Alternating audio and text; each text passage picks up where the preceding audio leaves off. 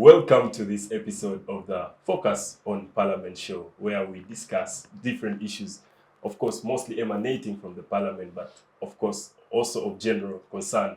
Today, we are going one-on-one on the issue around cooperatives in Uganda. Of course, currently there's a political issue that we are seeing, especially with the investigation led by Honorable Mwine going around the country investigating the monies and billions that were meant for cooperatives, but consequentially diverted to different pockets here and there, as implicated but still sub judice as investigations go on. We shall also discuss cooperatives in the light of independence. We know that since the first cooperative was founded in Mubende in 1913, cooperatives have been a center for political polarization, a launching pad for politicians as well, and a place at one with politics as always. So we shall discuss, cooperatives, what it means for independence, and what it means historically. And with me today is the best possible panel that I could find to delve into this matter, and I'd like to introduce them at this moment. I'll start with the gentleman on the right, Professor Ndebesa. Mwambutsya is a political analyst. You're most welcome. Thank you and good morning, listeners. Yes. Next to him is, of course, Madam Charity Ahimbisibwe from ElectoraLaws and Governance Institute. You're most welcome. Thank you very much. A very good morning to our listeners. Yes, and of course, the gentleman next to me, Dr. Deus a lecturer at Makerere University. You're most welcome. Thank you for inviting me as always, and how are you listeners? Yeah, I know they'll answer in the comments. But yeah, just to break the ice a little bit, it's a weekend, and we would like to know what was your key pick from last week. I'd love to start with you, Charity. So my key pick from the stories that have run last week is the 71 people delegation that Uganda sent to the UN. And the government is saying they have very good justification as to why 71 people went. First, we saw a statement coming from the Minister of ICT, Honorable, saying, no, the list the journalists have is erroneous because some of the people like Dr. Musenero, actually she didn't travel. Yes. And there are people whose names are on that list and their aides who were already in the United States and had gone earlier, and they're not necessarily, the number is not 71. Yes. So the number that went finally ends up being 5 for Prime Minister's office and 5 for the Vice President's office, which would be just a good delegation. So I thought, for me, what is critical for the journalists is to dig deep. When we send 71 people at 2 billion Uganda shillings, what is the negation? What is the effect of this? If we have 2 billion and we are getting 15 billion from the 2 billion that we sent, then good enough. Yes. But if we used 2 billion, because government also explained that it's not taxpayers' money. Yes. That it is money from donors who support SDGs, and they are the ones who moved most of the other team members that went. Yes. So the question would be, when the donors give us this money, what's the rationale? How do we benefit as Ugandans? What is our interest? And how do we look out for our interests at country level? Because donors will never look out for Ugandan interests. Yes. They will look out for their own interests. Yes. Now, for us, who looks out for our interests? It should be the government. So I expect that the journalists, as they dig deep into this story, let's find out why the 71. If not 71, how many are they finally? How much have we spent? And that expenditure, will it bring in more, or it's going to cost us more? These are the kinds of debates that will help us arrive at a better understanding of the perspectives around it. Because for now, it looks like government is so detached from its citizens. It just wants to spend 2 billion on people's pocket change. They go sleep and splash it around. But as soon as I've had these conversations and actually said government should not behave the way it is, one government official explained, gave a very good explanation as to why they needed 71. Yes. China sends 150. And I saw why we needed it, but I cannot speak for government. I'm not government, Yes. I'm a citizen. Do you expect journalists? So I want government to come out and explain. They should tell citizens why they spent that money. Thank you very much. And we hope the journalists do as you said, though I know it's not very expected.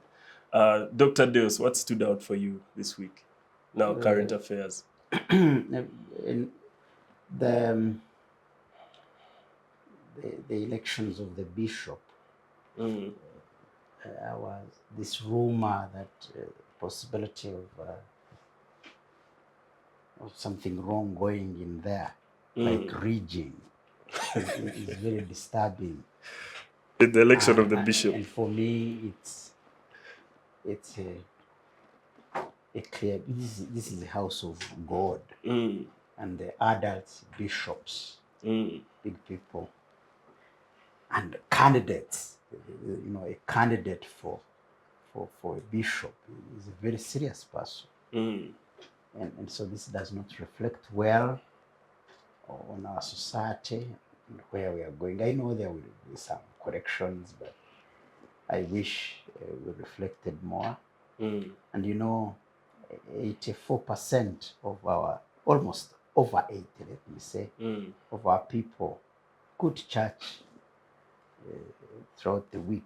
84. They are church goers.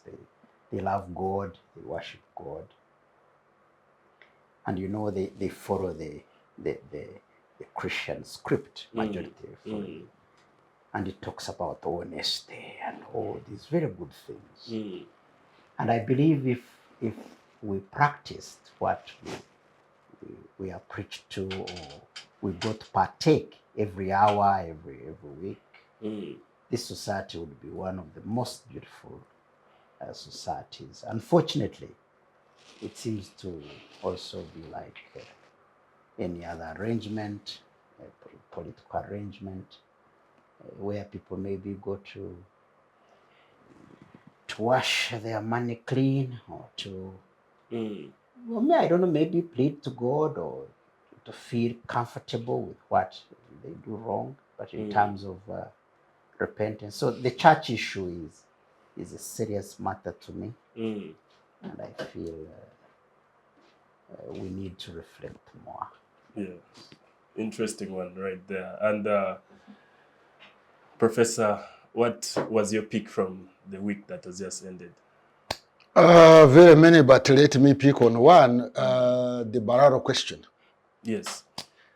This brings in the national question. And I have always told people that what should be a priority focus for debate and resolution in Uganda is the national question. Without resolving the national question, we shall not even develop. Or even if there is any growth or development, it will not be sustainable. Yes.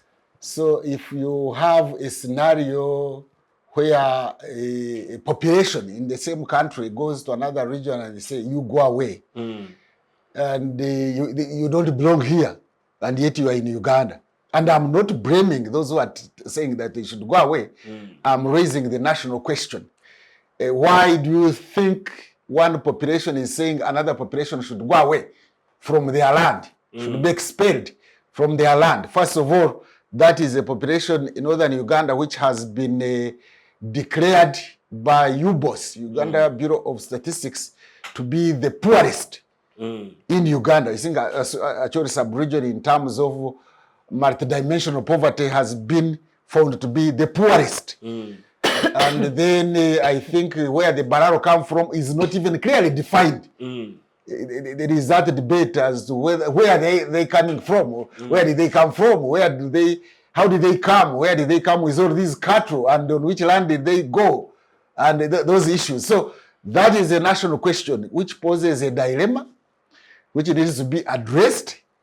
But to address it, we must go fundamental, even legally, constitutionally. I personally, I participated in the making of the Uganda Constitution. Yes. By default. I was not a CA delegate, but as a researcher, And I remember opposing and even petitioning the CA delegates that do not tag districts to a tribe.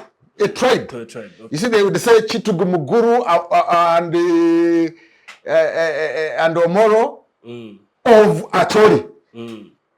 Bushenyi Ntunga Mumbarara of Ankole. Kalangara Masaka Mubende Mitiana of Buganda. Now, the moment you tag districts to a homeland and you mention it in the constitution, then you can give ammunition to anybody who wants to chase away other people. We have now, the constitution now created local citizenship or ethnic citizenship, because that citizenship is around that tag. And therefore, to chase you away, they can even use the constitution and say, this is a land of the Acholi. Yes. And therefore, to come to Acholi, you must get permission, and it is in the constitution. But anyway, the end of it is that is a national question, and we are looking at it in a smaller way, but it is a wider issue in Uganda. And the Bafurichi question, you know, the Bafurichi question of Bunyoro. So we are having very many questions in Uganda. Apparently, they remain elephants in the room. People don't want to discuss them. We have had the Buganda question, the Bunyoro question. Do you think there is strategic ambiguity question in dealing with them? I beg your pardon? Do you think there is intentional ambiguity in dealing with them? There is intentional ambiguity by the state, because I think the population and the citizens asked for a national dialogue to discuss the national question. It was swept under the carpet. Yes. But that is just hiding in the sand like the proverbial camel, ostrich. Otherwise, this national question will blow up. Yes. The question of Bafurichi, this is citizenship. Who is an indigene?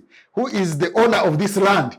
And then we constitutionalized it. These CA delegates constitutionalized it.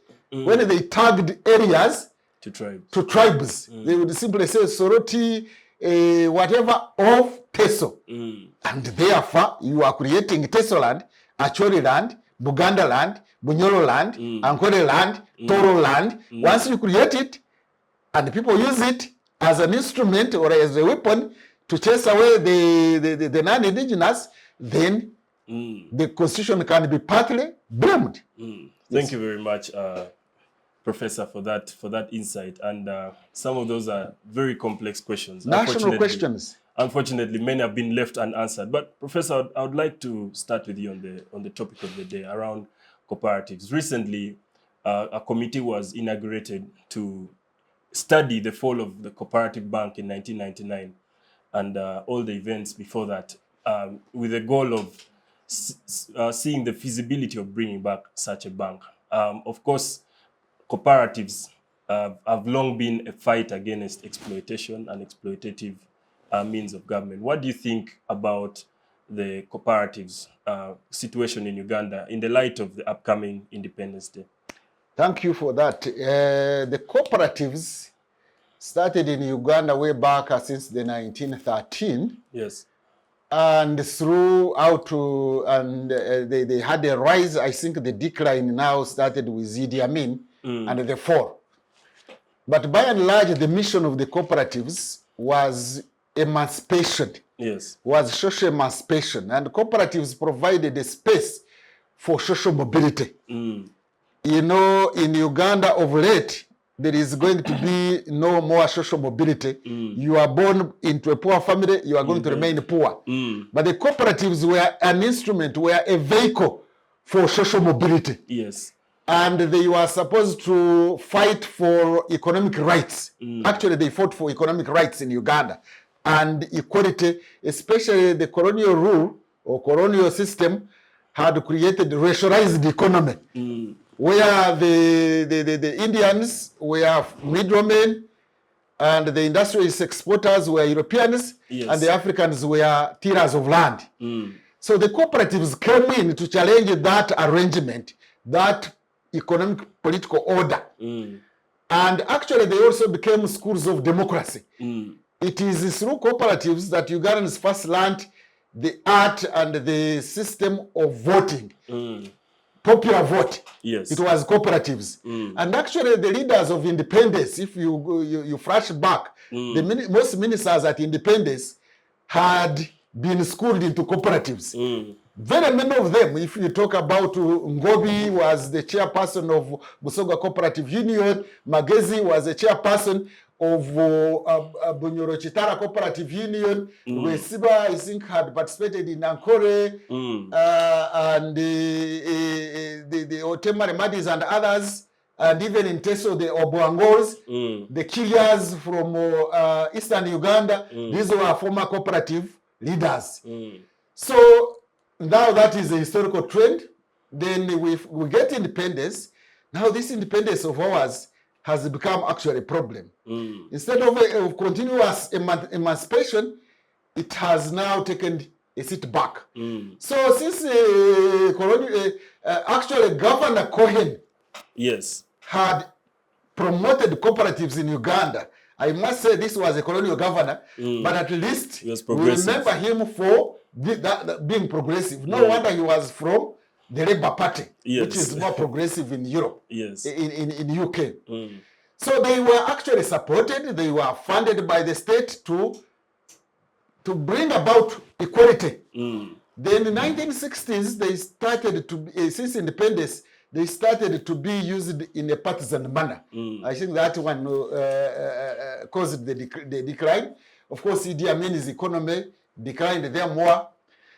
Now, when NRM also went to the bush, actually they raided some of these cooperatives and they took their properties. I'm told that is the one they are compensating now. So the cooperatives declined, and their roles now also declined, because the cooperatives at the economic level were social business or social economy, which would help the marginalized to come up.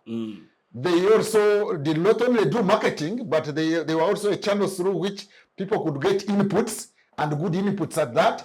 They were the channels through which people could get credit without having to go through these sharks that you had this government lamenting about last week. But they are also schools of democracy, that they were the organizational infrastructure that reached up to the grassroots, up to the parish level, to teach people how to hold leadership accountable. Now, unfortunately, they were declined by the state, our independent states, since the 60s.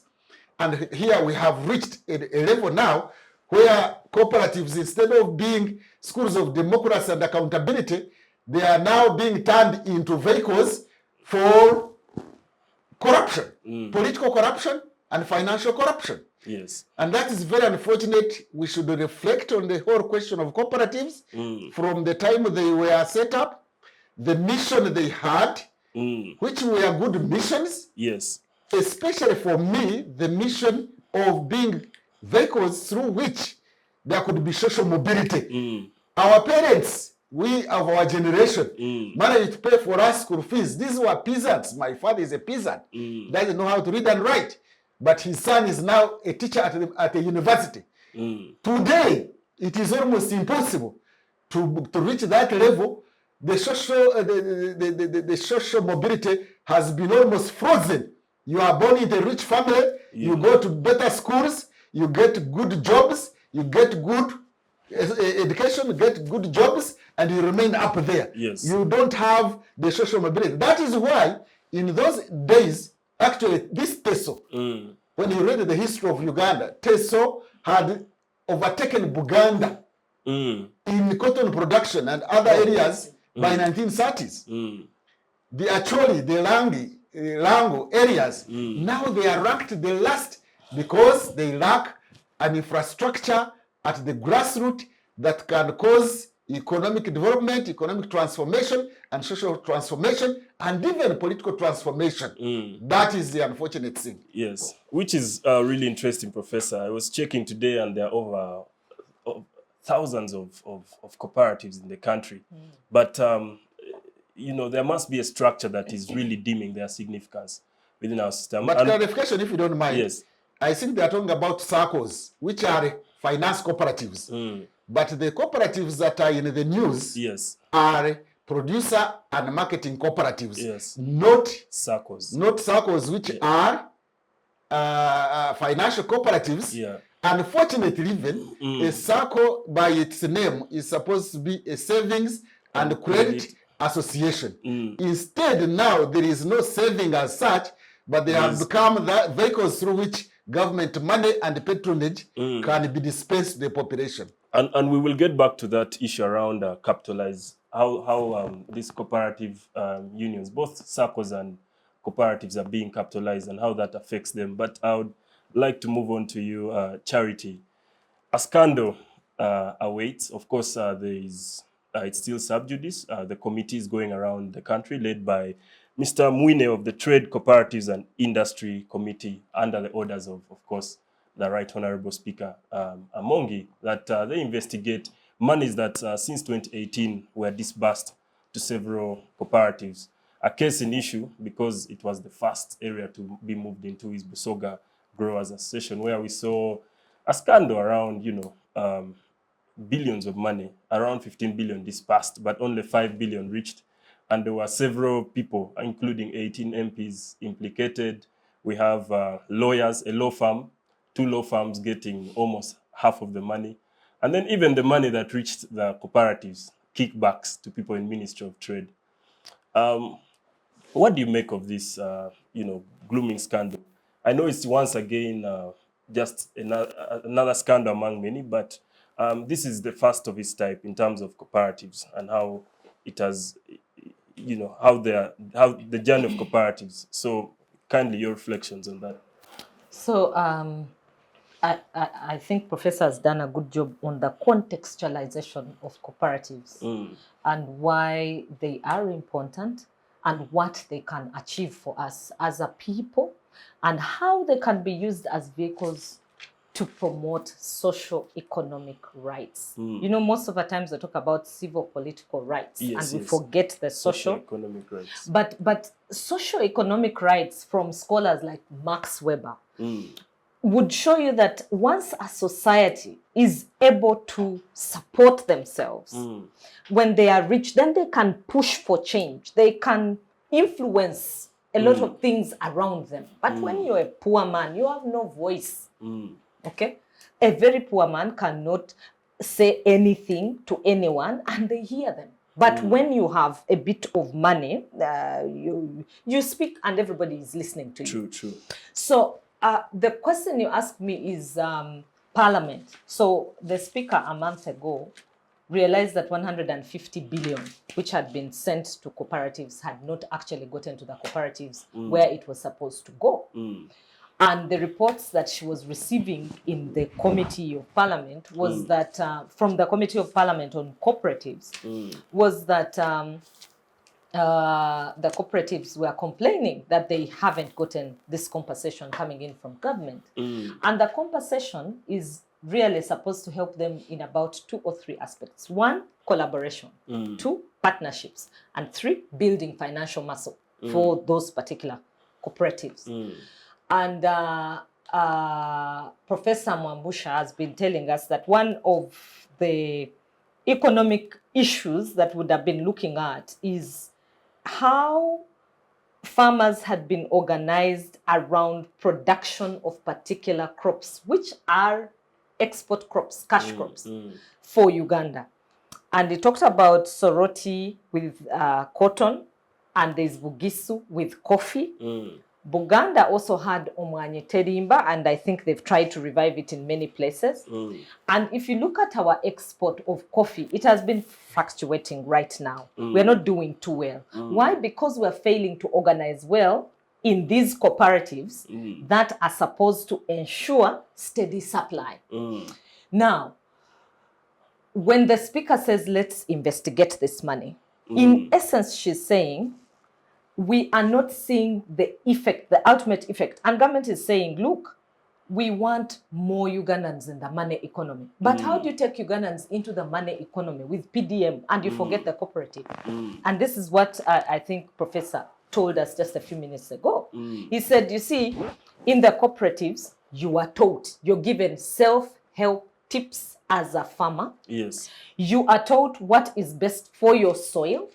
then if you produce it and you can't sell it, there are silos that are available for you to put in your produce, and you will still benefit from that produce for you to run your home, to manage the affairs of your society and your community. And he says the communities grew sporadically when we had cooperatives. Right now we have the Uganda Cooperative Alliance, which is supposed to deal with the policy for all these cooperatives. But then you ask yourself, okay, what are they doing in terms of policy? They say we want to defend. But Charity, don't you think it's an issue of educating the masses as well? I remember I read somewhere in the 60s, was it Tom Boyer from Kenya, who had crossed over as a consultant and moved around the country training both leaders and the communities about, cooperative economics. And don't you think it's more an issue of education than policy?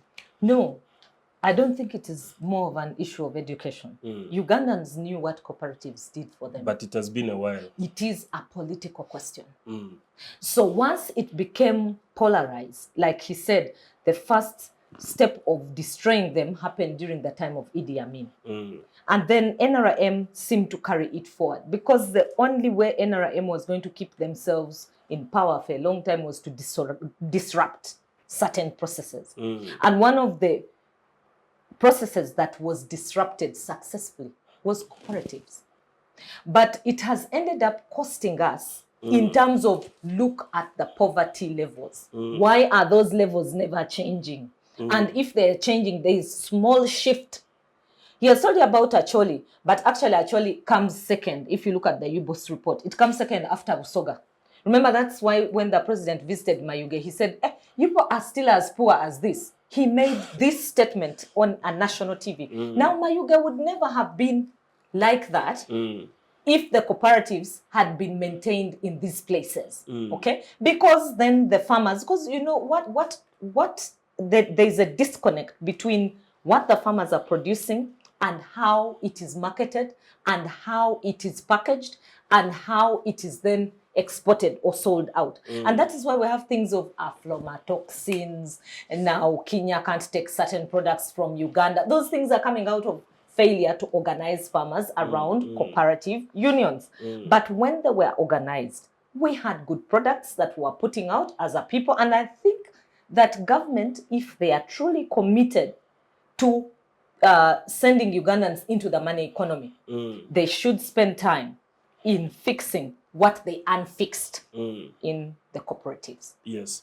Thank you very much, Charity, for that insight. And I would like to move on to you, Dr.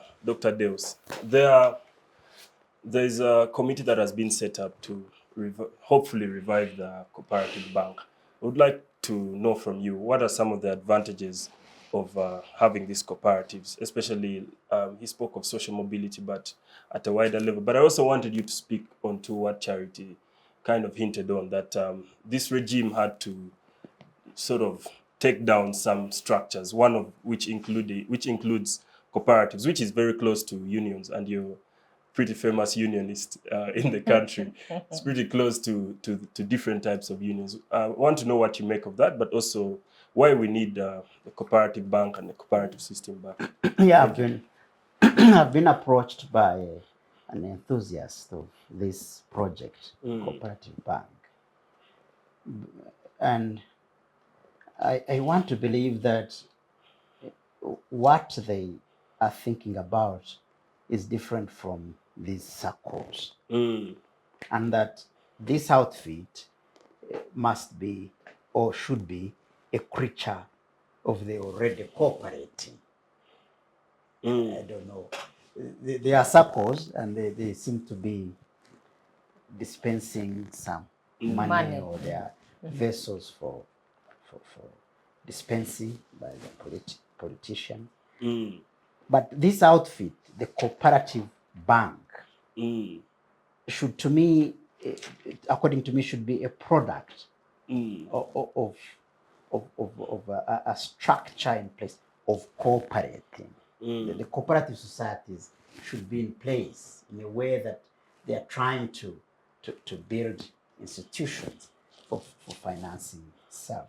So to begin with the bank, without reforming your your thinking without reforming your politics is, I think, to also lie a bit, because you're probably creating some other structure which will end up like any other structure. So in my view, this cooperative bank is a good idea. Yes. But to be like any other bank, or by name to be cooperative, but because we have this problem as a country of, like, for example, independent electoral commission. So when you go in to analyze it, how it's formed, the independence is not there. Now, cooperative bank, but by name, it's okay. But in terms of who supports this bank and who are the stakeholders of the bank, because in my view, communities should be at the center of cooperation.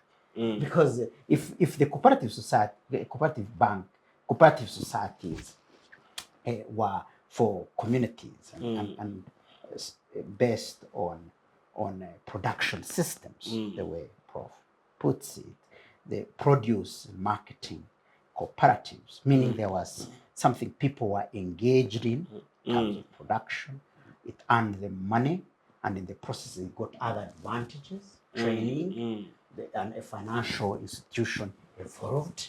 There was a need, and then this created some form of independence, because through cooperatives you are able to create an infrastructure, or you are able to push for independence from international financing.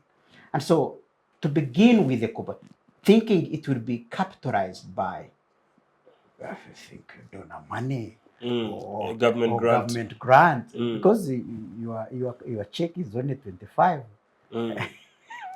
It needs 150 billion. So now the other is from somewhere. Debt, what? So to think it will be, to me, is a little bit of a deception. But you see, Ugandans only talk like that. Oh yeah, bigger picture. Then the foundations are weak. Everything does not make sense. Then it ends up like any other. Then you project after project, and there's nothing that really impacts community. So in my view, the bank, just like in the process as a periphery economy, vulgarized to the core, cooperative bank can be pushed, and I'm sure if they want, it will be in place. But it will be some kind of deception, because the framework would be loose, and the community, which to me is the main focus, because the poor are in the community, would not really. It would be like any other thing. But let's see. It's okay. Let them continue, and we see what happens. But going back is to, I think, to begin to, should I use to deconstruct or to destroy what we have put in place over years as a form of an alternative vessel that seems to be very, very destructive. Because, like we said, the cooperative societies were about the community and their productions. By the way, they were also aids of social formation. They were really. I'm a child of cooperative societies. In fact, I'm the last survivor cooperative. Without, I think I would have suffered. But I remember, with Dad was always a treasurer in these societies. There was hope. I saw hope as a child. Yes. The money came, and people came to pick their money. They would actually leave some there. And also, I think government had key subsidies given to them. And this would help them boost, not put money in their pocket, but aid them to produce and put money in their pocket. So I'm the last survivor. And it was glorious that even when we, who were DP, UPM supporters in some way, because of our suffering there in Shema, where I come from, because of our leaning to the Catholic faith, UPC tortured us a lot. And I remember my father was a member of a cooperative society, a greater cooperative society called Matoke, and then Matochiko, and then Twetunje and all that. And then after, when they discriminated them, they didn't want them to be in the leadership, the politics of UPC. So they started their own, called Kishegunju Tumamrunji. Bahinjibaris. And they were very progressive. They even registered land. It's still there on the plateau. And they were controlling prices. I got to know, I would hear them discuss. They would control prices. And I see it as a core, you know, to be able to bargain for better prices, for better returns of the community's produce and other products. So I would see, and there was hope, and they were progressive, that even when we were suffering politically, but there was money. True. Money was coming, and it seems not to choose whether you were DP or they were only disturbing us in terms of where you belong appointments, special, but in terms of produce and money buying and all selling, it was okay. So if we do not, these circles, which to me are sort of like exchange of money, and you know, people have a lot of burdens. Communities have a lot of burdens. They have these bills to meet. They have a medical bill to meet, because even when there are hospitals, there are no drugs there, so they have to meet. There are all these burdens, social, economic burdens, which including a dying family. And so they have a lot of things taking place there. And then money, which they keep getting from this, is going to meet those socio-economic needs. And as a result, there is a change of mind and belief, and money is exchanging hands, but when you look closely where the money is coming from, there's nothing consistent with the money moving around. Meaning, and then the production, because that time I remember, and was an active child in my mind, they had even reached the point of discussing fertilizers. They would meet that when you are taking coffee, the trucks coming back, they should come with coffee husks. And so they were beginning to. So you see, they were vessels for not only beginning. Actually, cooperatives were vehicles through which they sold, but they also got inputs. Agricultural inputs. Which I was going. Inputs were through the cooperatives. And this to me was an advanced way of thinking, that was enabling communities to structure properly for independence. And quality control. So you can see, and all this was destroyed right now as I talk, with our circles and everywhere. The soils are exhausted, people are running up and down looking for cow dung. The dealers of cow dung are also faking it. The money you get from an acre can only meet the cost of fertilizer, and yet you have a fees built. So there will be a lot of stress. By the way, they better hurry with these reports and destroy what they created and start again forming something else that is good for community. So in my view, the death of cooperative societies was a very unfortunate death. And many of us who are children of Venere know, if you can recall, if you are as keen as I am, know that they died unfortunately because of power and control, desire for power and control, basically. Because I was told, I can't mention who told me, but very close as a young man, that these cooperative societies members had too much money, and many of them were subscribing to UPC. They had so much money that they would not have allowed us to have our programs. They would have opposed us. They had very educated people. Who are us? They would have. Tell us who are us. The NRA. Interesting. So it was an unfortunate death, and it came with a lot of losses. We lost out on our independent path to independence, because I can imagine, I can connect clearly or see a clear relationship between cooperative societies and industrialization. I can. And without that, it will remain a dream. We can only have Chinese come here and light was. But I was, if I can recollect, I was seeing us going there. And already they were processing plants. It was just a matter of improving. And these cooperatives would have extended even other, cottage industries. And together, like I see, for example, in Italy, small producers of shoes can put together, create a brand, and export it to markets, and even assure quality control. The same applies to wine. That's what would have happened. Yes.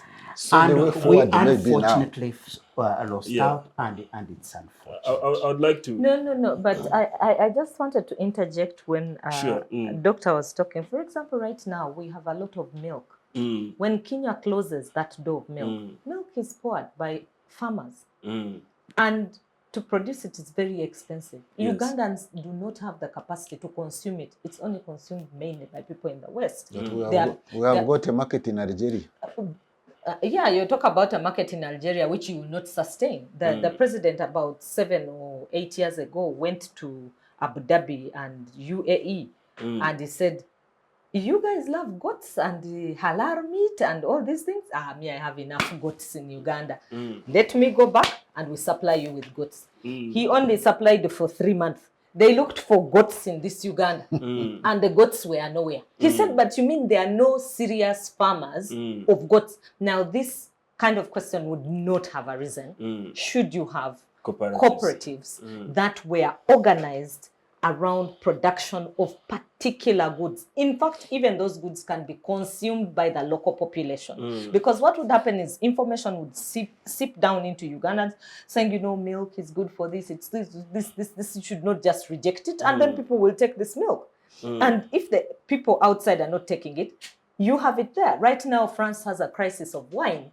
You know why? Because they produced it in Max, and their people used to drink it fast. And then they would export to all other countries. In fact, in the UK, to buy a bottle of wine is very cheap. And yet in Uganda, it's very expensive. But we have grapes, and we can grow them. This one where he comes from, grapes grow very well. Now, if you organized farmers there to do that, would we produce for the East African market?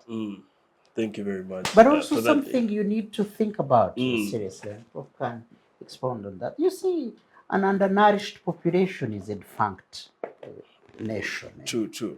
You mean nourishment in terms of diet? Because you see, production is, and regardless of the good your production that is linked to the market has value also in terms of family health. Yes. Because you have resources, and if you have even food, because when you are gardening, you can also do mixed gardening, and you have a skill to do so because you are being constantly trained by these cooperatives. And so you have this population which is eating well. And once that happens, then you have a population that is capable of living healthy, a less burden to hospital facilities, smarter children with better IQs, less malnourishment, and this also. So you can see it's a terrible. Thank you very much for that. I'd like to bring you in now, Professor. Just you'll state what you wanted to, but fast forward 2023, many of us young people are coming of age. All we have seen, or what is around us, they tell you run to a circle. Run to this circle, they're going to send money. Of course, it's normally a reward system. Run to this circle, they're going to send money. We have seen government programs trying to capitalize, youth livelihood, PDM, all these government programs. Well, when did this circle culture come into prominence, and why? Before I come to that, I wanted to build up on this organizational infrastructure. Yes, please. The cooperatives were an organizational infrastructure, and you cannot transform an agrarian society, an agricultural society, and a land-based society because people are still poor. They cannot on their own produce for the market and a bigger market. True. In terms even of quality management, they need an organizational infrastructure to transform them. And that organization infrastructure can either be multinational corporations or corporations, which will exploit them, of course, or a cooperative, which is a social business or a social infrastructure. And that is why in a still largely peasant society like ours, we need an organization infrastructure. And the cooperative bank was one of those agricultural banks. You can call it an agricultural bank. You cannot develop a society which is still peasantry without an organizational financial institution. And the cooperative bank was there. Now, we have Equity Bank posturing as agricultural bank. No, that's a commercial bank. That's a commercial bank. And I mean, it's taking that space and it's not posturing. Even, and I think it's not even a Ugandan bank. It's Kenyan, yeah. It's Kenyan bank. So how you expect a foreign bank to come and transform peasants is a different issue. Yes, please. Now, before we even revive these cooperatives, maybe that's why they are going the way they are going. You know, government, especially our government now, does not value knowledge, does not value organized knowledge. There should have been a study about what went wrong with the cooperatives and how we can address them. Fortunately, we even have people who are still alive, who were leaders of those organizations. If you want the cooperative bank, before it wound up, Mzee Chireju was a manager. He's still around and he thinks very fast. He could have been asked what to be done. If you wanted the Uganda Cooperative Transport Union, Kayebwa there in the Electoral Commission was the last manager of the Uganda Cooperative Transport Union. The Uganda Cooperative Alliance, we have got Mzee Kabuga, Charles Kabuga. Still alive. He's still alive and even writing books about the cooperatives. Wow. Why didn't we do some baseline study about what went wrong with cooperatives, and then we see how to revive them rather than now plunging into them from the lawyers? Lawyers, for heaven's sake. Why did money go to lawyers and law firms? I don't understand how the money went to law firms. So the cooperatives were an organizational infrastructure that could, where farmers or Ugandans could pool resources, and they could have had problems, yes, management problems, organizational problems, but like any other institution had problems, and it had to be revived intentionally so that it avoids the pitfalls of the past rather than neglecting them and now having circles which are disorganized. What do I mean by that? They are not properly networked and they don't have a chain of network up to the highest level. Because we had primary cooperatives, secondary cooperatives, district or regional unions, and national unions. And then these would link to international unions. If you use the language of social capital, we had the bonding social capital, the bridging social capital, and linking social capital. And through that organizational infrastructure, then transformation would not only be for agriculture, later on these cooperatives would be consumer cooperatives, production cooperatives, industrial cooperatives, cottage industry cooperatives, and what have you. And they were not only economic organizations, it was an infrastructure through there would be social capital development. People would develop socially and would have eventually a cohesive society. But now we have got a disoriented, disorganized society because we don't have that infrastructure. Coming to your question of the circles. Now, the circles are neither here nor there. Yes. They are formed opportunistically. What do I mean opportunistically? There is money that government wants to give out to the people. And then they say, form cooperatives. Others have formed even ghost cooperatives. Yes, so it is not organically evolving. Cooperatives are not organically evolving these circles. No, they are just opportunistically formed. They say, now we want we are giving you money, form a cooperative. Then people rush around, even people who don't know each other, even people who have no organizational values, they have no organizational norms, they don't know each other. They just form a cooperative this night, and then through which they can now opportunists can get money, and they say they are going to pay it back. They are not going to pay it back, by the way. Those people are not going to pay back that money. And when you also have money, we are a poor country, admittedly. When you spread money, unevenly or evenly, you spread it in such a manner that it's not concentrated. It is not going to have an impact. True. But if it was properly spread and accounted for in cooperatives, it would have an impact. So now these cooperatives, these savings cooperative societies, they are likely to be turned into patronage circles. Patronage circles, which actually also undermined the cooperatives in the past, because even during the UPC government, the UPC-1 government, especially when the cooperatives were more active, they were patronized by the government officials, by the ministers, by the local leaders. An important distinction. He states that, okay, I think he was talking of the 80s, but still he states that while they were patronized at the time, they were left to function primarily. It was mostly around participation. However, they have been totally... I don't have to study history. I've been around in terms of time more than him. The cooperatives in 1980s had already declined. They were waiting to fall. So the decline began in the 60s. The height was in 1950s during Cohen's time. After the 1945 and 1949 riots, and then the cooperatives were allowed to function and they were capitalized. So one of the challenges was being patronized by the government officials. So these government officials, ministers, I don't know, other local notables and whatever, they would get money from the cooperatives and abuse it. And they would not be held accountable because they were the gatekeepers of votes from the people. So you can imagine in 1980s, which he's talking about, the chairman of the coffee marketing board, that was a marketing board anyway, was the late Ohito Joke, the army commander. So why the army commander had to go and head the coffee marketing board, that is for you and me to explain. So they were patronized. So that should have been identified as a problem to avoid it. Now these circles are being patronized. Ask me how and why, among others. That there is a committee, PDM, I think, PDM, to start with, PDM. The chairman of PDM, in the committee of the PDM committee at the county level, there must be the NRM chairman.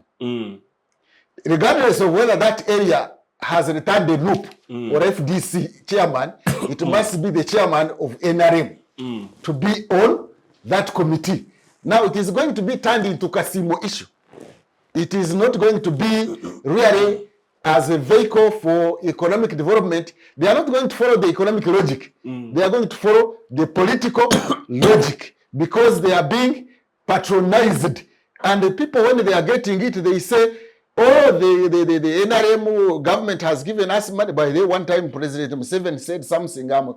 I have been following some of his statements. He was attending a ceremony, I think, last funeral rite of former director of CID, Madame Okuru.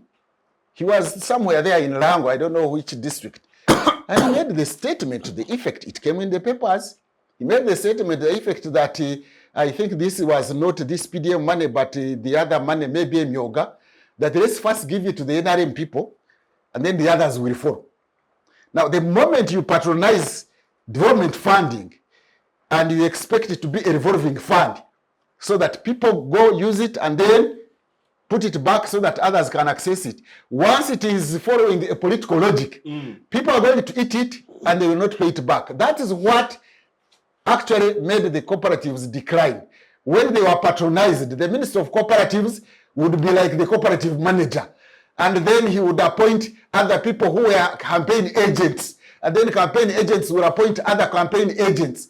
Now, the moment people are appointed not on merit, not meritocracy, but on the logic of political support, then that infrastructure is not going to go ahead. So these circles, the way they have started with a political logic, you know, once they go into political logic and they are involving NRM chairmen, NRM functionaries, RDC, who are effectively government paid NRM functionaries and the DSOs and all these people, then it is going to follow a political logic, not an economic logic, and at the end of the day, they are going to be undermined. So, in Africa, we have to avoid the political logic when we are dealing with things that are supposed to be economic transformation. Yes. Once they follow political logic, they will die a political logic.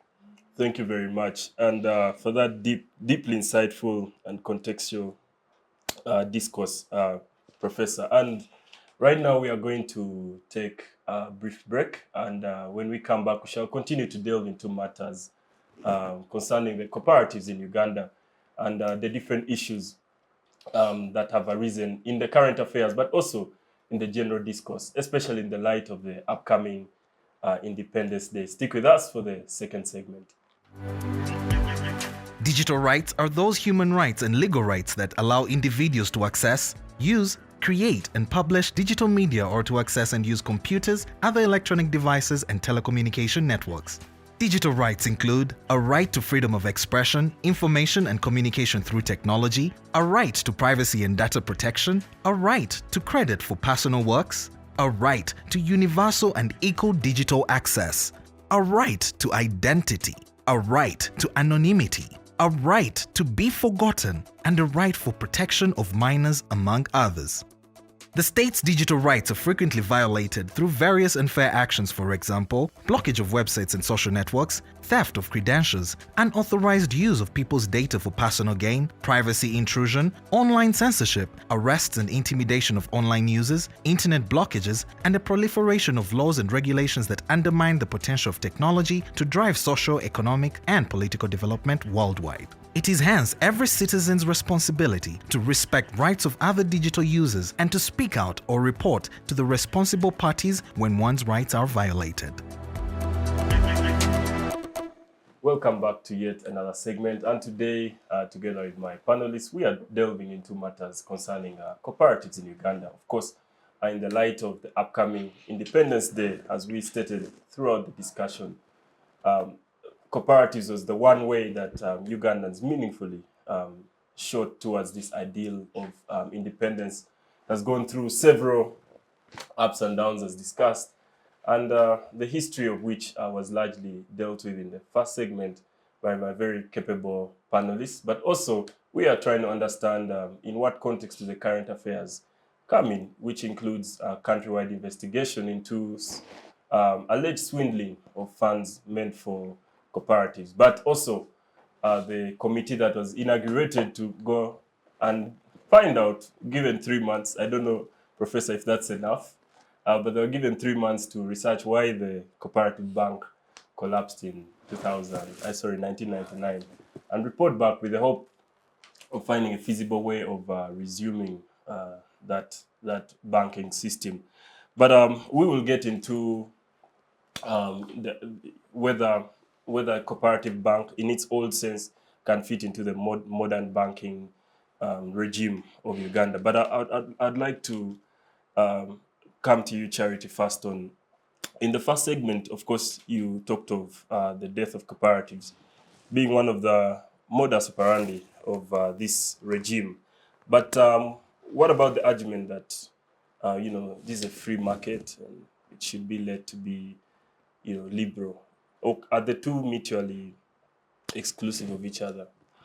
So this is a free market going to be determined by the forces of demand and supply. Yes. But so if you're going to be determined by the forces of demand and supply, does that mean cooperatives cannot fit in the fix of demand and supply? No, it doesn't mean so. Cooperatives can sufficiently fit within demand and supply. And you can look at Singapore to substantiate my argument. Yes, please. But beyond Singapore, you can look at Saudi Arabia. Saudi Arabia has one of the strongest cooperative systems and structures, like what he was talking about, that exists in the world. And Saudi Arabia is one of the rich countries. But why can a country in a desert be able to organize itself and produce sufficiently for itself and also have enough to export to other places. It's because of the cooperatives. And guess who is the chair on the pinnacle of the cooperatives? Who manages or who would be in charge of, for example, the Uganda Cooperative Alliance? Yes. It is their president. Why? Because he was interested in production. He was also interested in seeing the people transformed in Saudi Arabia. So if you say we leave it to the market forces of demand and supply, it is what we left it for all these years and see the disorganization that we have achieved. That right now you eat pigs which have been fed on ARVs, that you have chicken which are also feeding on drugs, and National Drug Authority doesn't know how these drugs end up wherever they are. And other markets cannot trust your own food. Even you yourselves, you're eating Aflatoxins. food. Aflatoxins all over your maize. And you have increased cases of liver cancer. And you have increased cases of health problems. People being resistant to drug.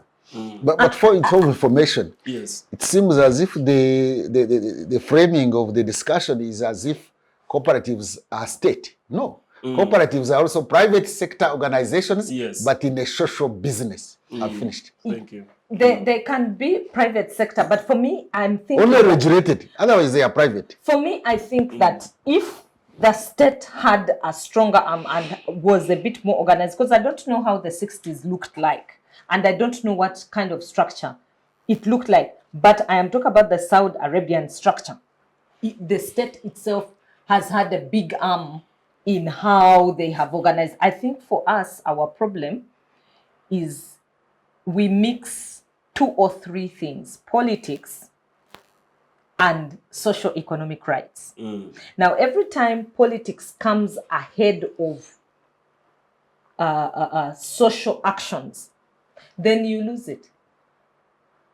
Because you will never gain as a society. And I think that's why Professor here is arguing that it's supposed to be community organizing. It is supposed to be... Cooperatives are private sector organizations. Yeah, private sector organizing, not government organizing. Because once government comes in, they come in with their own agenda. Yes. And they will want to influence it. But there is no way a government will also just watch you private sector growing very big and very influential and going to influence what they want done. They are at your mercy because you are strong cooperatives. So they will need to meddle into that business. Look at Kenya, for example. Their political business, they have cooperatives and well-grown cooperatives. That is why you see the Kenyan political infrastructure is around give and take. They go and negotiate positions. They go and negotiate who is coming into power. They go and negotiate what they want. And the ordinary people as well have a say on what they want. So there must be a point of fusion. There must be a point of convergence for these two forces. If we don't have that point of convergence, then what will ordinarily happen is what we are seeing right now, disorganization. For you saying, let the market forces of demand and supply determine what happens. If we did better organizing, we would benefit a lot more from our resources as we know them, and from the various segments. We'd be able to pull many more Ugandans into the money economy, like I said at the beginning of the show. What is happening right now is that you find somebody trying Hass avocado today because they have been told that's what government is taking, or that's what the private sector is taking. Then tomorrow, they have dumped it. They have gone to vanilla. From vanilla, they have dumped it. They've gone to another pepper. Then from pepper, they have dumped it. They have now jumped onto another thing that has come up, a neem tree. They are saying neem tree is selling. Then after that, they are saying, if you grow eucalyptus, within 5 years, you're going to be making billions. Dumped neem tree, now jumped onto eucalyptus. Now, if Macadamia. that is it, that is all market forces of demand and supply. You're not organizing. Cooperatives would give us an opportunity to organize. Yes. to organize around production for the good of communities and individuals, because at the end of the day, the households themselves would be able to feel the change in their pocket.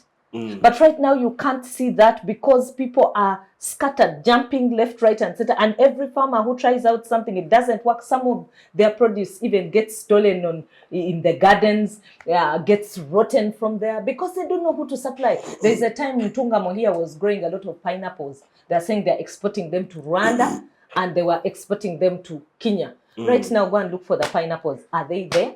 What happened to the pineapples? Weren't they still being produced? It's because the organization was not properly done. But they produced beautiful, sweet pineapples from there. And the farmers are now scattering. But before you leave that point, there is a point you made earlier on, which we can also discuss here. You are saying that cooperatives was another center of power. Yes. Economic power and social power. Yes. And therefore, maybe the current political dispensation does not want alternative centers of power. We can discuss it. Yeah, and that is good that for will. Deus. But I think Deus can tell us the power of unions. Dr. Deus can now tell us. he actually discussed that. So that Dr. Deus can tell us because about power Power of centers. unions, because the alternative power. these were very solid centers or enclaves for where key political players hid to influence government. I think Or we are schooled from. a They proposal learned was political please skills. slow them down so that we can build an alternative. We can build a strong power center. But back to me, the point I mentioned earlier, that cooperative society is being more to community, private entity to the community, to the civic. I'm not surprised we have this civic looseness and false beliefs, and it's because they are easy to including vulgarize. things like tribalism. They are easy to vulgarize. They are not stable. And cooperatives had that ingredient of stability because people had a production system. I was asking someone, we had a conference on food rights sometime, and I'm from the food sciences originally. And I asked the social scientists to tell me where this saying, among the Wanyankuri especially, and men were the ones to use it. Ndebesa. Ndebesa. Where did it go? What because did it when men stopped saying that, Explain what it means. do you feed me?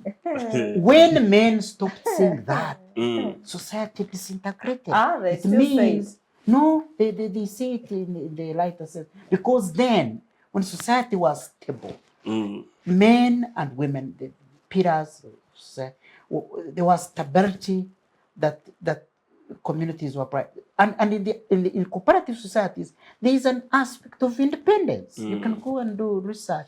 There's an aspect of independence. And I'm talking about community independence because there is this business of state power. Yes, it's a reality, but community independence first. And I keep asking my village mates on our social media, what is the state of our economy? Ashema.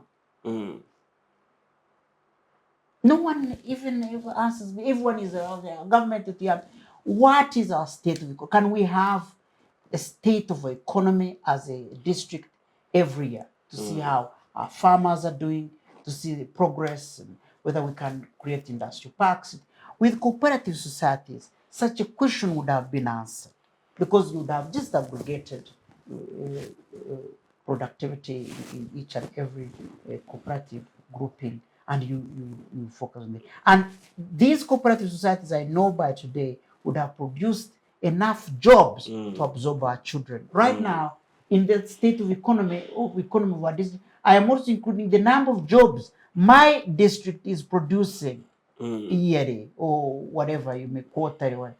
And how can you generate these jobs or create these jobs without a production system? And so the death of cooperative societies was the departure, the point of departure to deepening dependency. And whoever, I know we can chase power, but whoever did so could also have opened a window or a door for imperialists to come in and vulgarize us, because we are now dependent.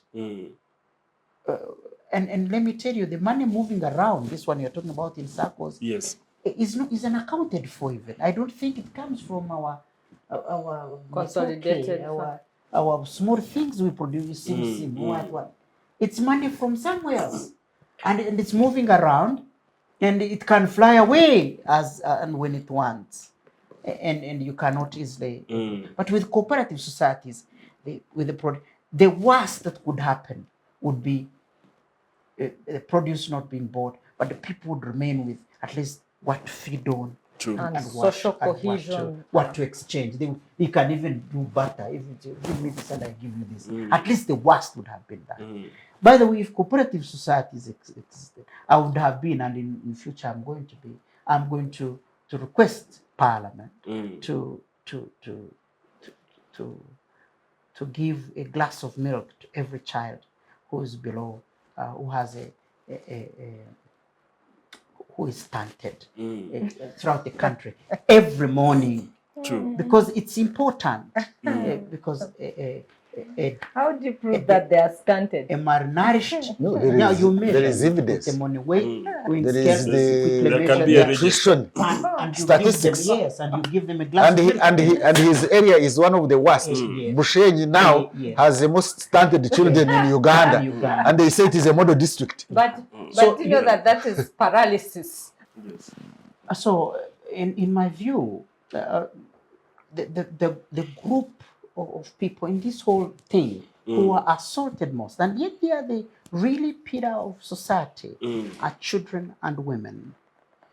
Whatever you say, you can argue it at the macro level, you can look at it, you can talk of banks, but government and Parliament should know that the absence of this very predictable production system assaults our future in a very terrible manner. The children are growing without proper nourishment. The women are jumping up and down. And this cannot assure our future as a country.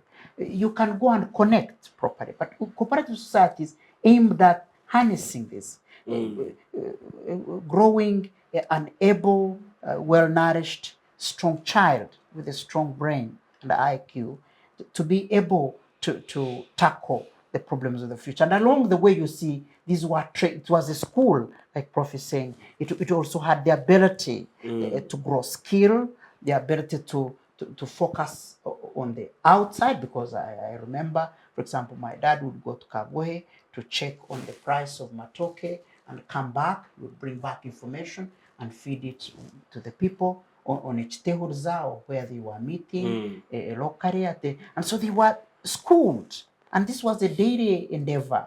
And farmers were told to change varieties where varieties were changing. The government had a framework for aiding and for subsidizing. For example, if there were bumper harvests and the market was unable to absorb. So you can see this structure was destroyed, and it affected children more. And we are going to pay. It's like a war. We undermined ourselves, we undermined our independence, and we opened the door for deepening dependence. Wow. Thank you very much for that. And of course, like for us, the younger generation, when we normally discuss cooperatives, we just see it as units of organizing trade and, like you said, produce and marketing.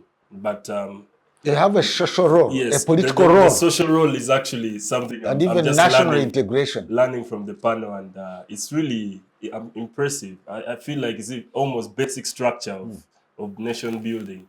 Yeah, but I'd like to come to you, Professor. We cannot divorce cooperatives from the banking system. We have a largely foreign. Someone was telling me that if you change Uganda Bank Association, Foreign Banks Association, nothing will change in terms of the capital and and the Constitution, how does a cooperative, let's assume we agree that's a good system, we have to bring it back, and the committee actually brings the right recommendations, how does a cooperative system or a cooperative bank interact with the current banking regime? Actually, Mr. Moderator, I think that is a very pertinent question. Yes. What we have in Uganda, I hope my whole audience is following exactly. We have got what is called a liberalized capital account. A liberalized capital account policy is where anybody who comes from outside and invests here can take back 100%. Or more than 100%. There is no control, there is no regulation, because it is a liberalized capital account. And quite often, the banks we do have here are just smaller banks. They have just come here to mobilize proceeds and take them outside. True. That's why banks essentially are not only for money lending and circulation money. Banks do also invest for production and productivity. The challenge we have is that the banks we have here, all of them are foreign. Yes. We don't have an indigenous bank. All of them are foreign. The indigenous banks collapsed. What they do, they mobilize proceeds and take them outside. And they don't invest. No, Take the example of Stanbic Bank. It came here and bought our cooperative bank, our commercial bank, and later on even sold the buildings. Which they bought. Cham Towers was the Uganda Commercial Bank headquarters. They do not invest here. They don't invest at all. For them, they are making money, mobilizing proceeds, and taking them outside. Now, the change, the game changer would be indigenous banks. Now, indigenous banks, our capitalists, our private sector, if you want, do not have enough resources. And now a cooperative bank would be a people's bank, a communal bank, which is also funded by government, and would be able to compete with these foreign banks. And it would mobilize resources here, which resources would also be used by the people here in terms of local investment, rather than taking the resources outside. When NRM came to the bush, they had a 10-point program. And they were saying, in the 10-point program, that they are going to cure a mischief of the hemorrhage of resources going outside. But instead, they have invited foreign multinational companies, including foreign banks, to implement the foreign hemorrhage. Now, the counterbalance, I'm not saying the foreign banks or investors shouldn't come, but would have alternative to them, which would be now the cooperative bank or an agricultural bank that is owned by the people, and where the citizens would borrow. Actually, Governor Cohen was solving that problem ironically. He's talking about imperialism. Governor Cohen actually was curing that mischief when he allowed cooperatives and by then this which became Uganda Commercial Bank was the African Investment Bank, and he capitalized it so that the Africans could compete with the Indians and foreigners and the whites in the market. Yes. And then it became a commercial bank. Now it is Stanbic, owned by South Africans with British capital. So we are now foreignizing our economy, and the mischief of foreignizing the economy was being cured by the cooperative bank, the likes of the cooperative bank, which was a local bank. True, it had problems. But who didn't have problems? State House had problems with Idi Amin, and maybe people say Obote. But we didn't do well with State House. The army had problems, we didn't do well with the army. The police had problems, we didn't do well with the police. Therefore, we should have nurtured this cooperative. One, because it has got that investment role, function. It has got input function. It has got production function. It has got very many functions, including, as you rightly pointed out in your last analysis, including organizing society. Our society is atomized.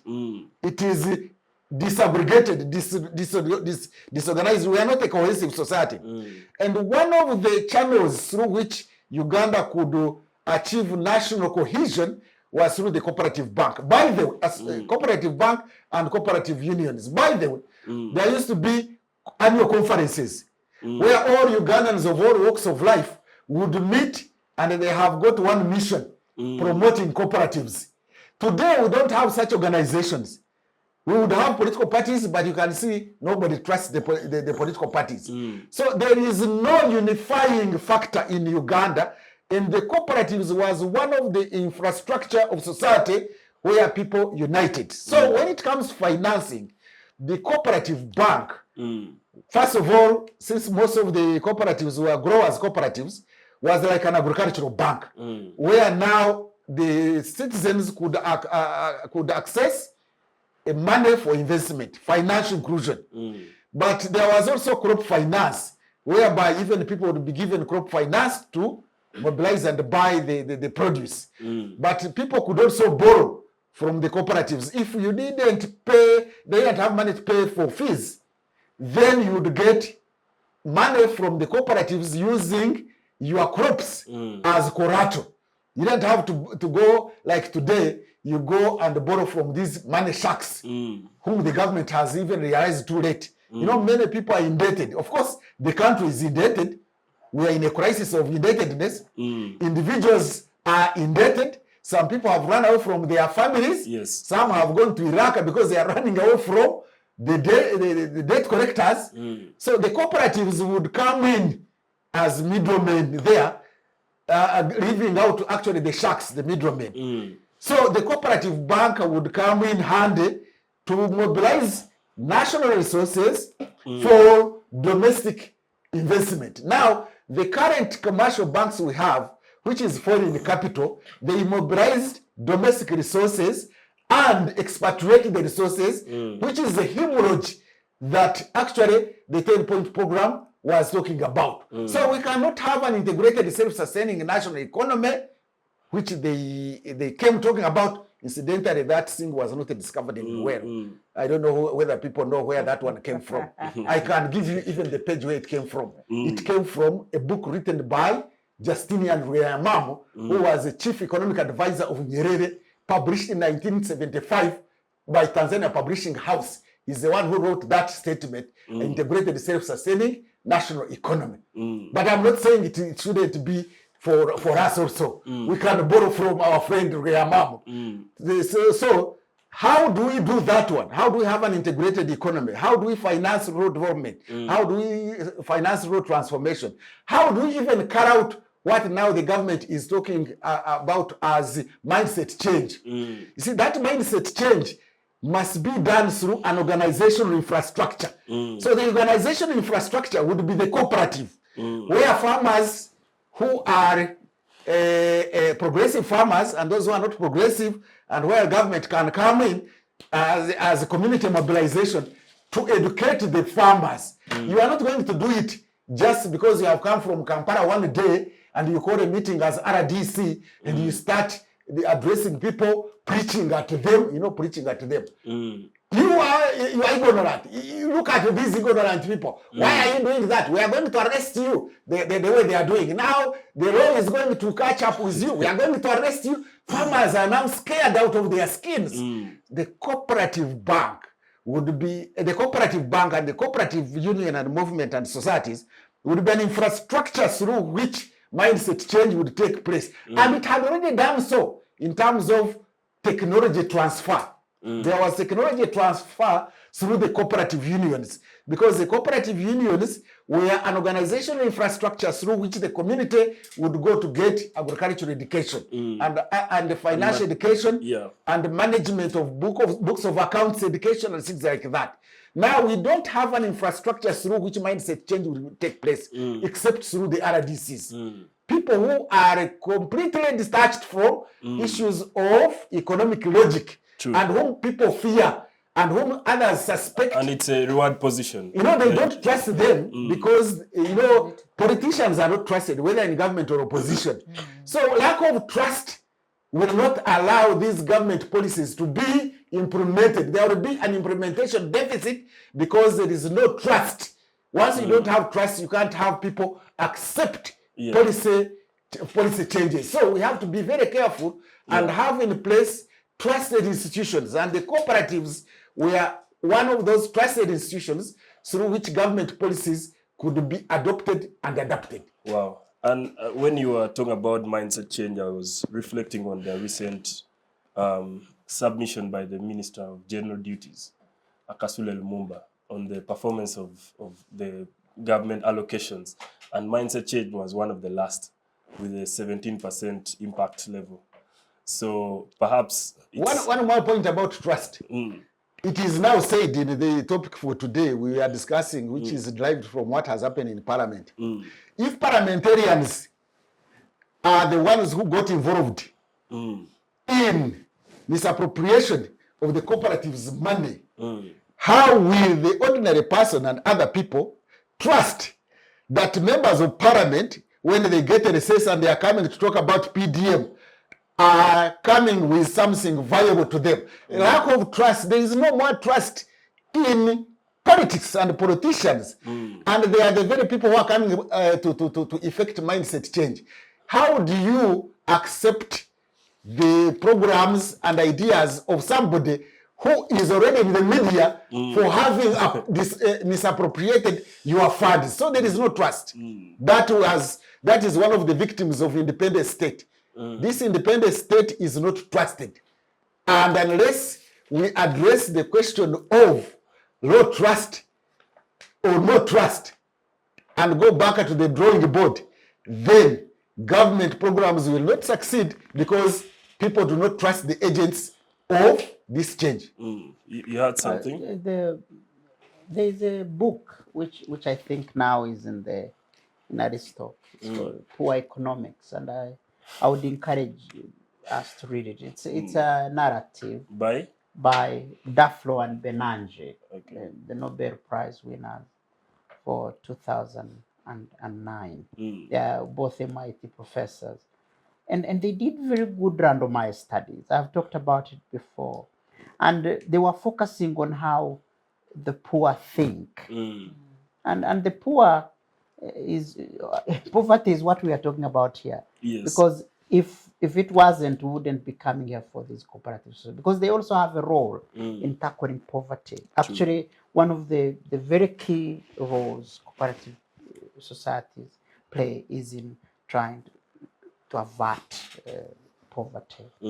And in that book, how the poor think, and the component, the chapter on how the poor think, they pointed at resources directly given to people in need, those who that you want to transform. And if it's in form of money, and people you least trust, or people you think have money, there is a high likelihood of using that money to look to be or live like them.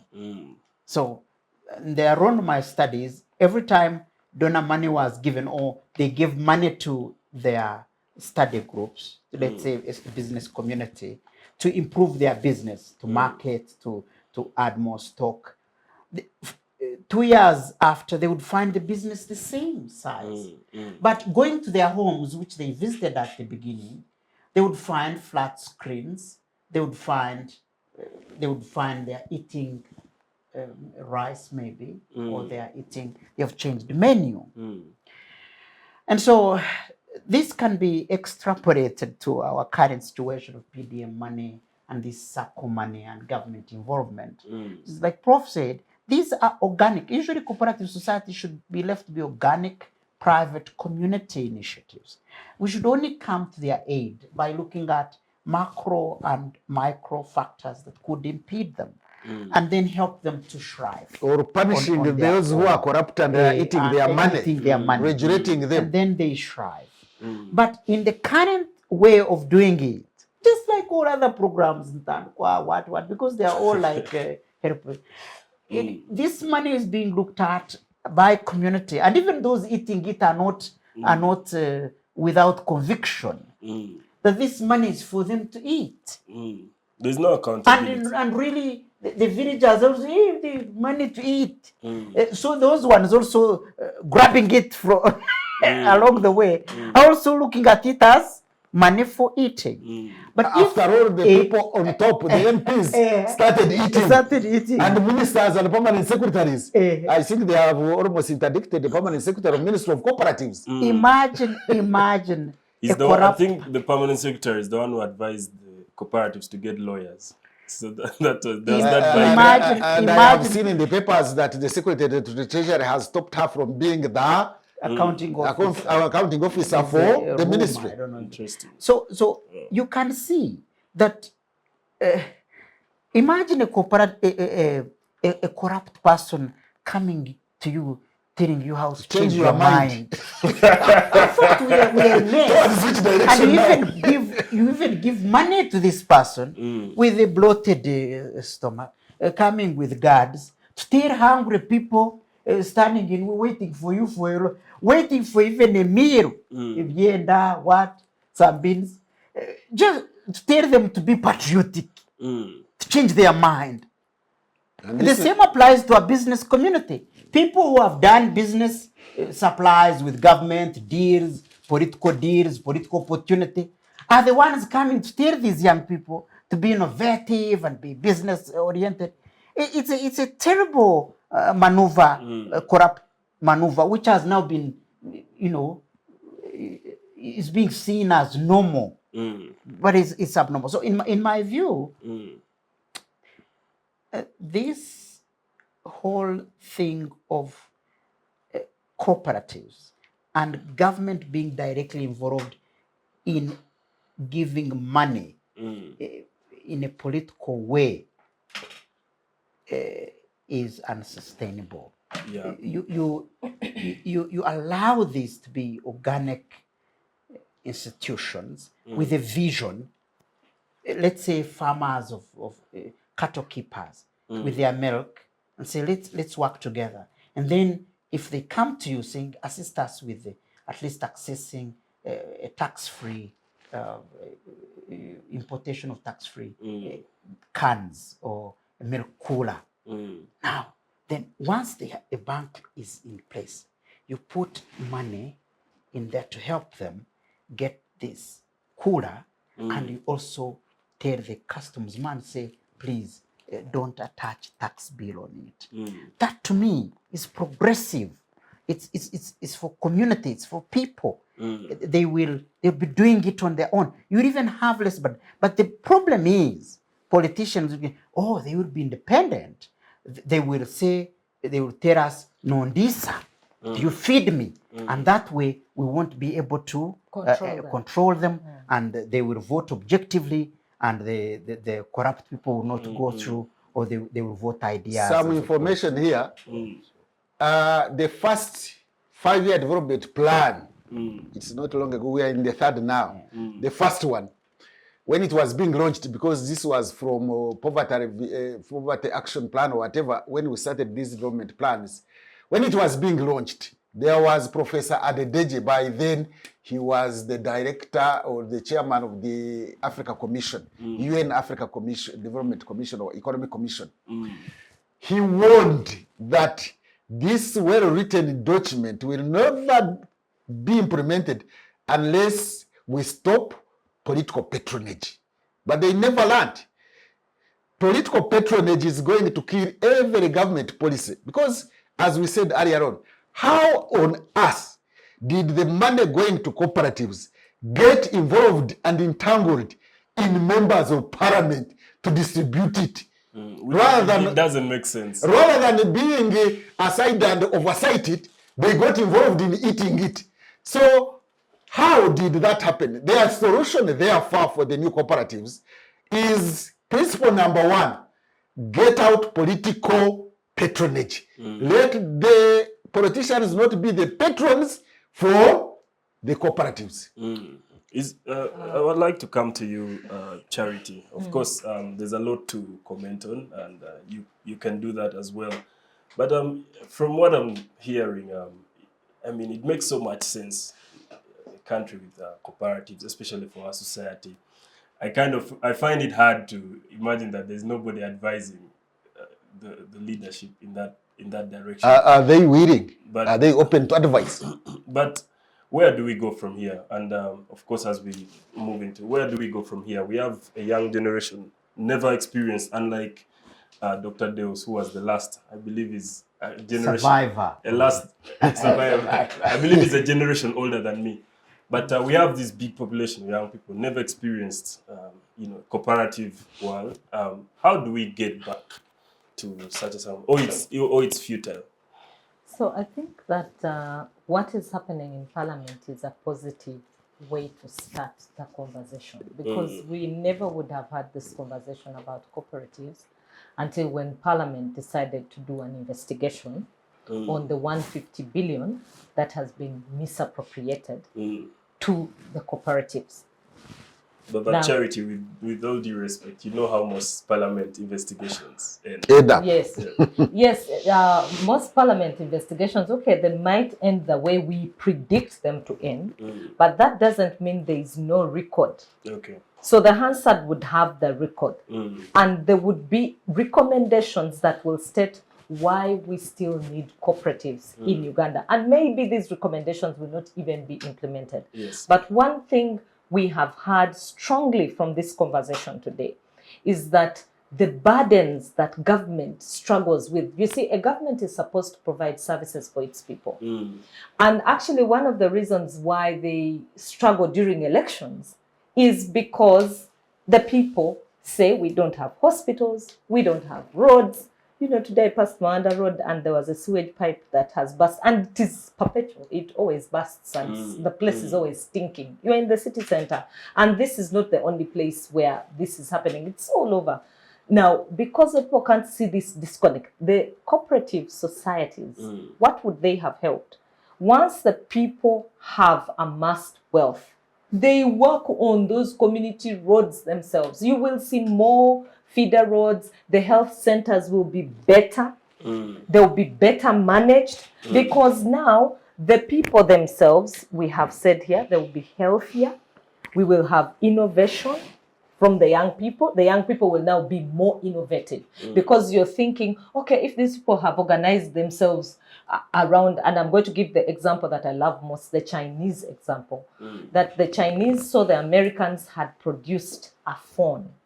So the Chinese looked at a phone and said, what is it that a phone might want that accessorizes it and would give us money? They created the jackets, they created the screensavers, and then they brought headphones. And the people bought these things. And China's economy boomed. It came out of innovation. Something someone had produced, and that is exactly what would happen if you let the organic growth of cooperatives happen. Private sector-led growth rather than government sector-led growth. Now, instead of being suspicious... But private sector doesn't mean not government regulation. Yes, I'm not saying I'm not saying there would not be regulation, but it is private sector-led. Now, when it is private sector-led, for me, in my view, then we have more room for innovation, for thinking outside But the the box. example you are giving, you are now giving an inconsistent argument.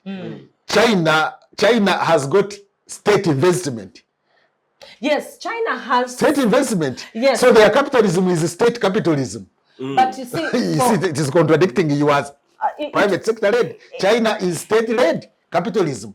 yes, but for China, and why I love China, you see what Chinese did, and for me, it would work for us if we have failed to make cooperatives work. If we're going to produce a document and it will stay on the shelf, then let's follow the Chinese example.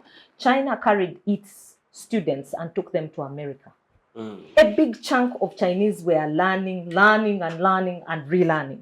So you're saying we have a big facet of young people who might not even be interested in joining cooperatives because they don't know about them and they don't understand what they're all about. But if they organically grew, maybe their parents will draw them into these cooperatives.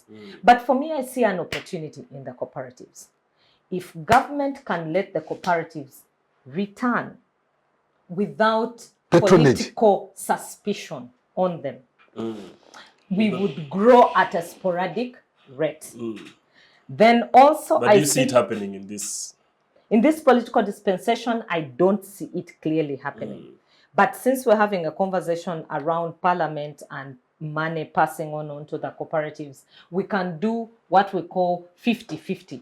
We can reorganize for agriculture and continue to have a bit of political patronage there, but with the view of getting Ugandans into the money economy. Thank you very much. You had a comment? Yeah. I wanted to suggest, you talked about the young generation, Yes, the Bazukuru. Yes. The Bazukuru generation. Yes. The problem of the Bazukuru generation is that they don't have their own agenda. They have not identified their own agenda and sought to fulfill it. They are seeking to be incorporated into other people's agenda. This is not to say that they should not cooperate with the other people, but they should cooperate with the other people on their own terms. And you cannot do that unless you identify your mission. But Professor, from what she said innovation normally happens when there's already something. So we are saying this new generation. 40 years old, No, 50, some were 30, 60. actually 20. Who was 20? We are talking about independence. Can I give you history? Pre-independence. Yes, Can I give you history? Professor. Bataringaya, the Minister of Internal Affairs at independence, was 27. I think the average age was 29. Professor of history. Have you got it now? I'll be very happy. Most ministers actually were in the 20s. Why don't we have a young generation with their own agenda? And so that when they are cooperating with the other old generations, they bring on the table their own agenda, but not to dance to the tunes always of the old agenda, of the other people's agenda, and seeking to Professor, move. Yes. They're But a you've generation also or two contradicted ahead of. yourself. I'm in my 20s. They're a generation or two ahead of us whose agenda is also not. Who have failed? We have failed. You have also failed. Does it mean the youth should fail? Our generation, the majority of people are not educated. Your generation is the most educated in terms of going to schools and universities. So why don't you have your own agenda, identify your own mission, and make sure that you take your mission to the table? Why do people patronize you and you allow that patronizing and just seeking to get the crumbs from the table? No, go to the table. Don't wait down the table to get the crumbs. No, go to the table and also share on the table. Here, I'm not talking about sharing the food only, but sharing the ideas of developing this country. You have got the National Youth Council. Yes. Tell me which mission has come up. If the Uganda National Youth Council was not there today, who would have a sleepless night that we have lost an institution?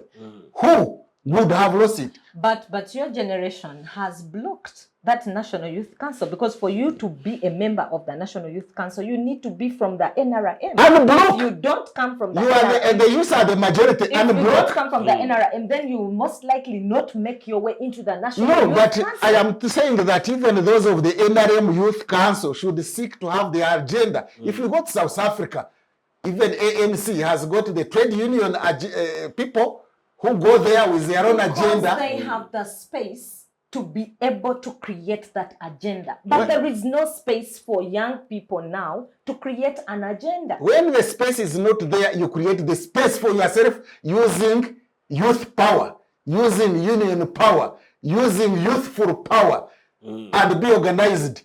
If you allow yourself to remain unionized and remain unorganized without a mission, and you always seek to be in the mission of others, in the agenda of others, then they will continue riding you to the direction for which they want, which has not taken us very far, because 61 years after independence, we are still lamenting.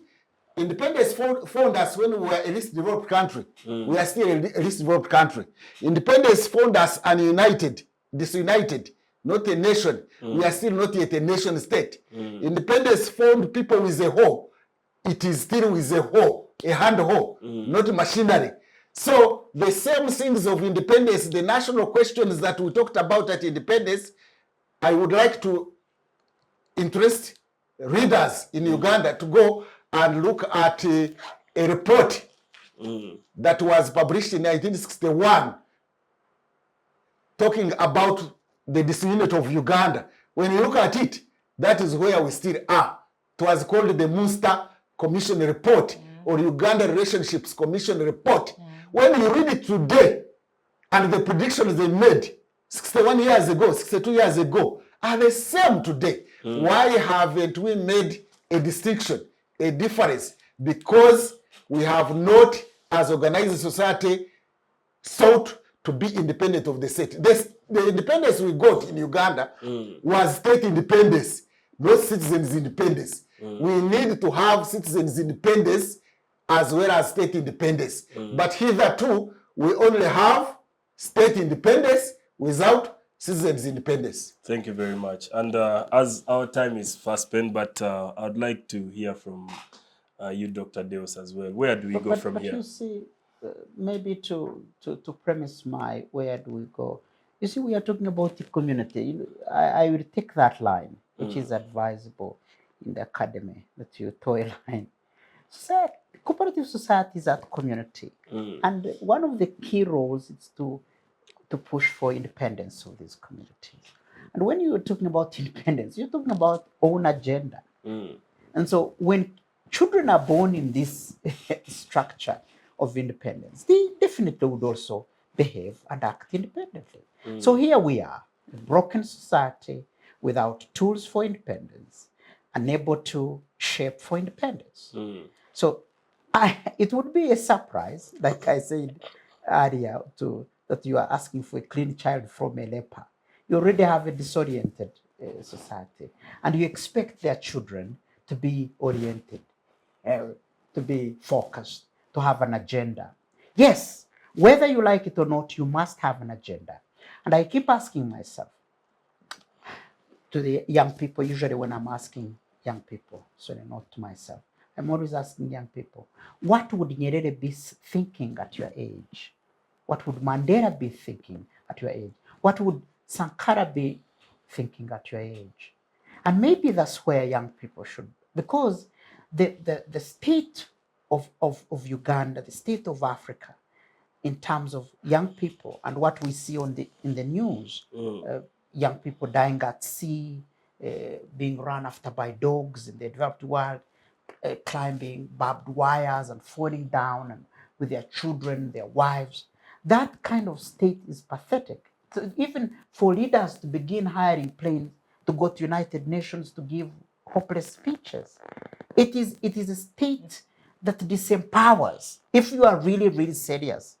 But the unfortunate thing is that we have unserious people, and this unconsciousness cannot save us. And so to young people and the death of cooperative societies, we must begin on another... And the days of society generally. We must begin on another journey of raising consciousness. Because our founding fathers were, to me, were cautious people. They were not... Nyerere used to tell us once in a while, told me I had once, but he would tell that you did not go to school to escape from poverty, but transform society. That mindset can only be delivered, change of mind can only be delivered from an institutional perspective. You cannot tell people who are vulgar, who don't have food to eat, who don't see an opportunity the next day, whose father sold all land, take them through university, and now they are, you cannot tell them, change your mind. You must tell. And yet the person who took everything is the one telling them. It's impossible. And so we must go back and we must start on a journey of consciousness. We are starting on a relatively better, because there is communication, we can communicate, we can convene, we can have dialogues, we can build consensus. We need to build consensus on how to achieve independence of our communities. I want us one day to come here, maybe in my old age, to discuss the state of our community. That we are here, me and them, let's say we come from the same place, and we talk about the state of our village. And we look at it economically, socially, and politically, how civically where our young people are, how mothers and how well nourished our children are. And so without that, society, these children you're talking about, will not focus, will not have an agenda. And fortunately for today, cooperative societies can help achieve that because they push us towards economic and social independence. And of course, definitely will be civically strong. And overcome patronage. Overcome patronage and be better citizens. Yeah, thank you very much. Mr. Bahati communicated this morning that they dedicate the national prayer breakfast to repenting for corruption. I don't think so. It's another deal. Another, you know. But yeah, thank you very much, our dear listeners, for sticking with us. It has been a really interesting discussion. I really personally learned a lot, especially about the holistic contribution of cooperative societies. Multidimensional purposes of education, of cooperatives. Yeah, I would never have known. Of course, we thought it was more of an economic vehicle, interest vehicle, but it's actually a whole construction of a society. And I believe a lot of the viewers out there have also managed to impart that knowledge within themselves. So thank you very much. And it was a pleasure having you today. And I hope we will have more of these discussions like Dr. Deus stated, maybe up to his old age, to continue these discussions. But hopefully to be more of reflection of success rather than lamenting as the last 61 years has provided. But yes, and to you, our dear viewers, of course, share this information as much as possible. Make sure you comment, repost, and let's keep collectively working together towards our collective ambition, which is a Uganda that works for you, for me, and for everyone. Thank you.